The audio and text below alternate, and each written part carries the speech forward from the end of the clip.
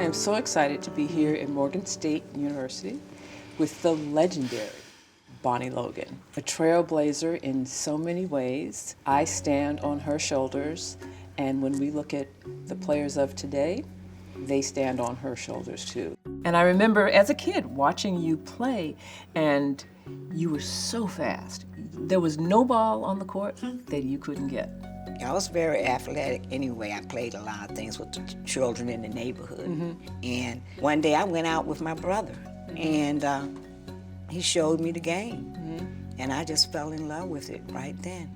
People in Durham were playing ATA tennis, and they were going from state to state, you know, up and down the East Coast. We had something to prove, you know, that was it.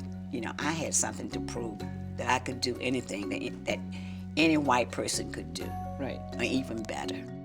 I think what a lot of people don't realize in that era, because obviously Durham was segregated at that time, so you lived in a segregated situation, but there was a vibrant tennis community across the country where hundreds and thousands of people were playing tennis. So tennis was not unknown to our community.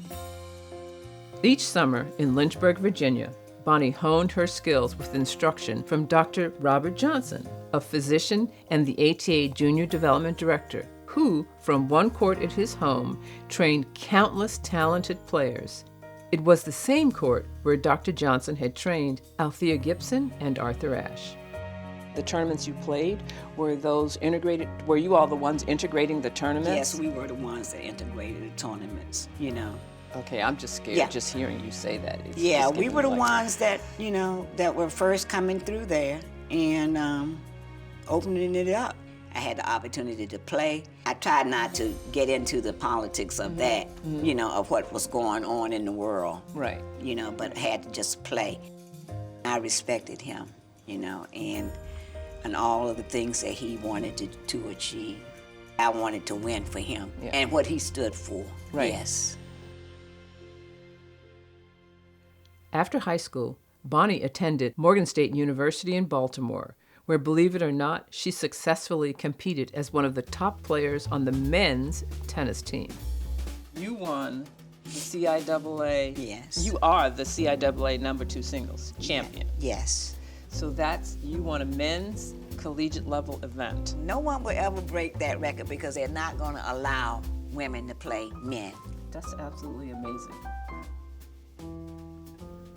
When did you first hear about a thing called the Virginia Slim Circuit? Well, you know, I had taken the World Tennis Magazine. That's another thing. I had subscribed to that magazine. Unfortunately, I had a diary. I had all of the tournaments that I played in, and I typed it up. And I knew that Gladys Hellman was the president of World Tennis. Right. And I wrote a cover letter, and I said, I want to play on the Virginia Slim Circuit. And she called me and said yes. I think we got a plane ticket somewhere to go to Houston. That was my first tournament. I do remember my very first tournament really well. Yeah. You know, And what year was that? that was 72. 72. Okay. I'll never forget, I played this girl from Australia. And I beat her. I won that match. And she wouldn't shake my hand. That really got me. Is that the first time that something like that had happened? Very first time. Wow. I should have known then that it was going to be tough, you know. When I came off the circuit, of course, I didn't know what to do. Then I got a word that they were hiring teachers in Baltimore. And I submitted my application to Baltimore City Schools. Okay. I was hired right away. I taught physical education. That was my major. How many years were you a PE teacher? 32 years. That's my reward. That I have touched that many children. My high school yearbook is there. You know how you had a picture and your ambition on there, and I had physical education teacher, and I had professional tennis player first, and then physical education teacher. I said, there it is. So boom, boom. You did both. You did both.